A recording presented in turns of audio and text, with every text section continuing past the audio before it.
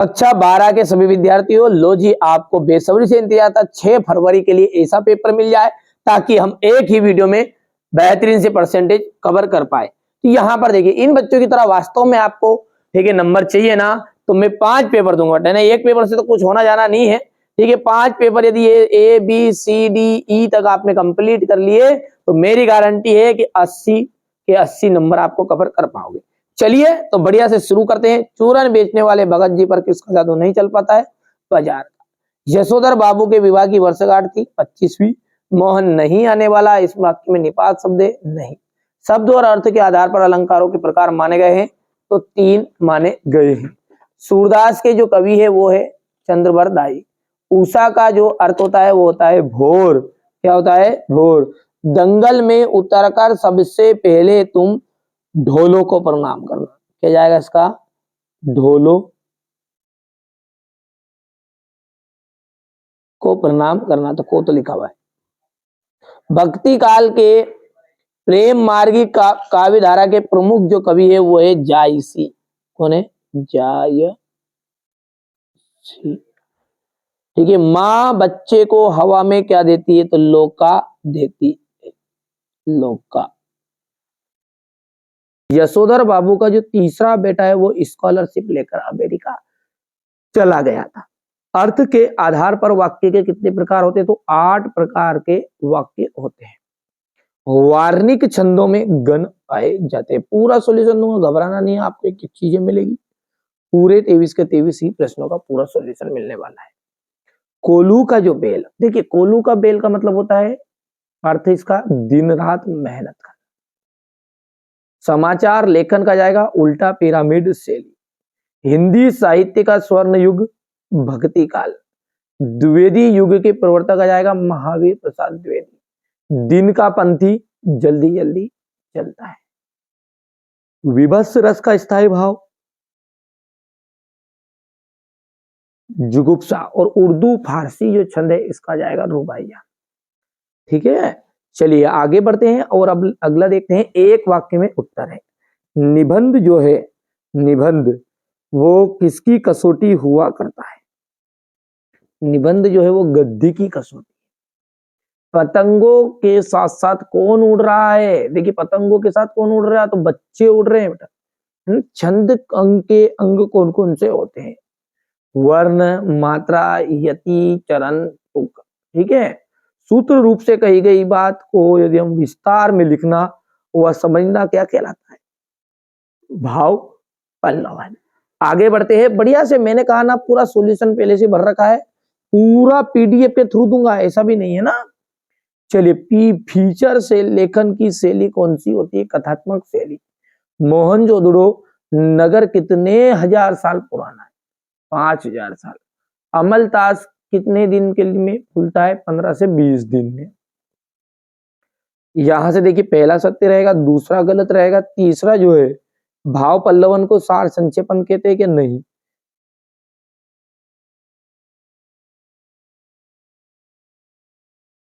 अब question number जो 6 है ना, यहां से आपके क्वेश्चन आंसर शुरू हो चुके हैं। तो अपन पेपर को थोड़ा सा रखते हैं साइड में और यहीं पे रख रहे भले, और यहां से अपन सॉल्यूशन को देखते हैं। ये आपका देख लीजिएगा सेट ए का पूरा सॉल्यूशन में दे रहा हूं। ठीक है भैया, यहां से स्क्रीनशॉट लेते जाना है ना। झोपड़ियों में से किस प्रकार की आवाजें आ रही थी? झोपड़ियों में से रोगियों के कहराने और केक करने की आवाजें आ रही थी, तथा कभी कभी बच्चों की आवाज आ रही थी, मामा पुकारती हुई, है ना। इसके बाद में सीरीज के फलों को मजबूत क्यों कहा गया है?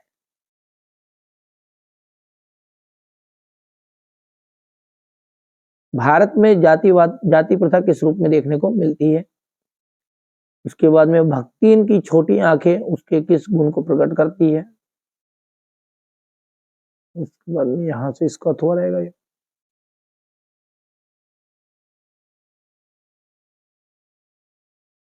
संवादों के माध्यम से पात्रों की कौन कौन सी जानकारियां प्राप्त होती है? यहां से देखिए मीडिया की भाषा में बीट किसे कहते हैं? हो गया। अद्भुत रस का को उदाहरण देकर समझाइए। भ्रांतिमान अलंकार की परिभाषा उदाहरण से दीजिए। सरोठा छंद की परिभाषा उदाहरण सहित। व्यंजना शब्द शक्ति की परिभाषा उदाहरण से समझाना है।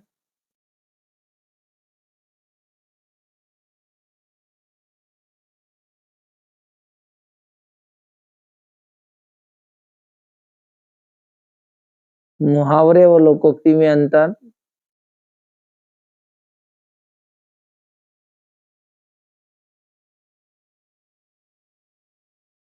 ये क्वेश्चन नंबर 13 है आपका।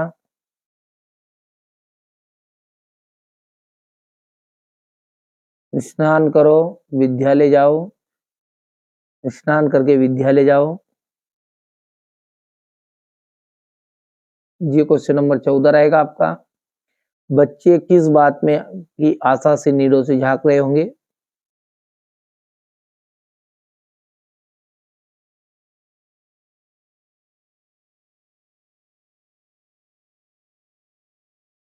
शीतल वाणी में आग के होने का क्या अभिप्राय है।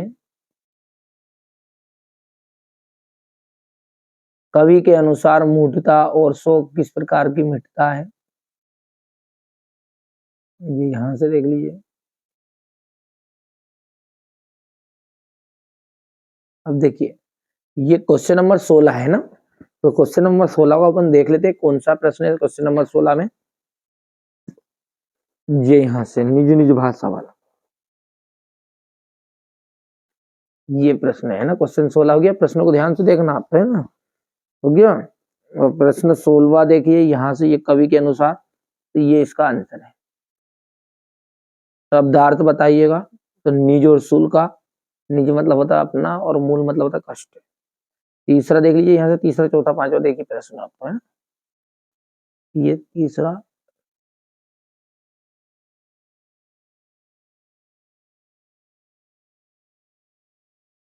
हो गया। ये आपका यहाँ से क्वेश्चन 16 का अथवा है। तो ये क्वेश्चन 16 का अथवा का आंसर यहाँ से देख सकते हैं आप। हो गया। ये हो गया। अब क्वेश्चन नंबर 17 जो है कुंवर नारायण और सूर्यकांत त्रिपाठी निराला को ऊपर से है, ठीक है। दो रचनाएं देनी, भाषा शैली देनी है, साहित्य में स्थान।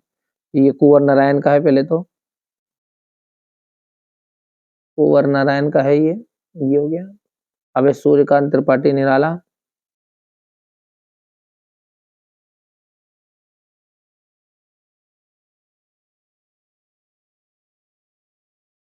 हो गया। अब अगला क्वेश्चन है प्रश्न नंबर 18 पे है, जीवन परिचय रहेगा महादेव वर्मा का। तो ये देखिए अपने एमपी बोर्ड में ये चीजें नहीं आती, स्क्रीनशॉट ले लो जब भी इसका, यहाँ से पढ़ना है आपको को। ये आती है अपने महादेव वर्मा में, सब में आएगी। वो तो कवि परिचय या लेखक परिचय, ठीक है। रचनाओं से शुरू होती फिल्म, कब मरे कब पैदा हुआ, ये चीज नहीं बताई जाती अपने एमपी बोर्ड में ना। ये भाषा हो गई है, ये शैली,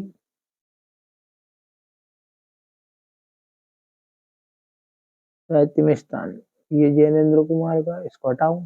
प्रश्न है पाओ, भाषा,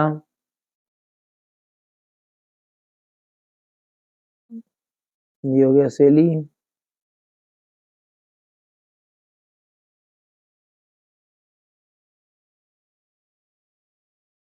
तो ये साहित्य में स्थान। इसके बाद क्वेश्चन नंबर 19 में देख लीजिएगा, भाव विस्तार करना है, थोड़ा छोटा कर दूं, आ जाएगा आपको उसमें थोड़ा सा फिर क्लियर। ठीक है, ले लो। आ गया तो, नहीं आया तो अपन 2 बार करके ले लेते, लो। हो गया इतना।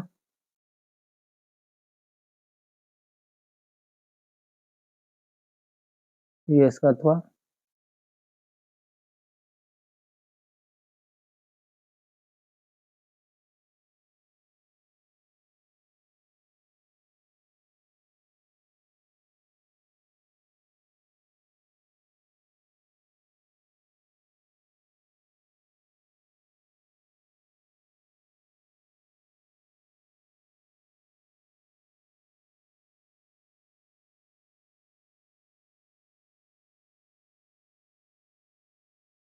ये क्वेश्चन नंबर 20।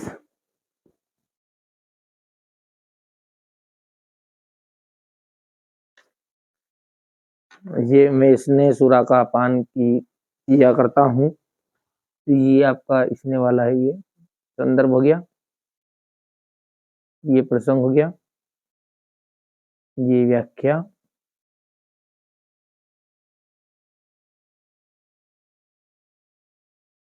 कितनी जी ये। अब इसका अथवा वाला देखिए, नील झील वाला है, नील जल वाला। तो यहाँ से संदर्भ हो गया है, ये प्रसंग और ये व्याख्या का हिस्सा है इतना।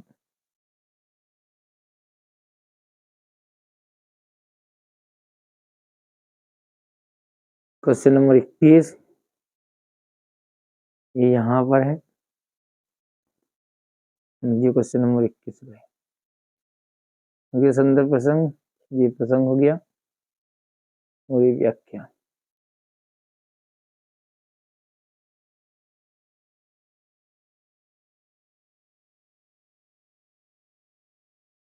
ये इसका अथवा है,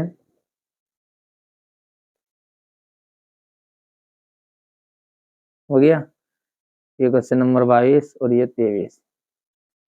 तो ये तो पेपर हो गया है। अभी आगे देखते हैं इसमें बचा कुछ चीजें। ये प्रसंग हो गया आएगा, ये व्याख्या हो गई।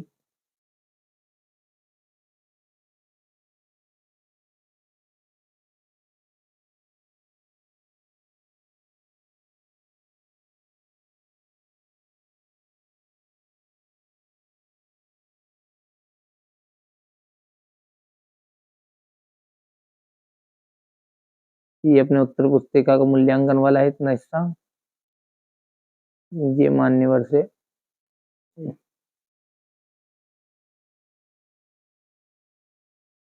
हो गया इतना,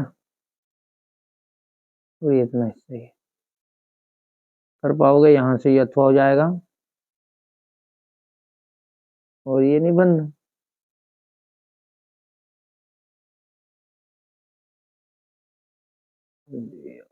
ठीक है, ये देखिए, ये यहाँ पर है, फटाफट फटाफट लेते जा।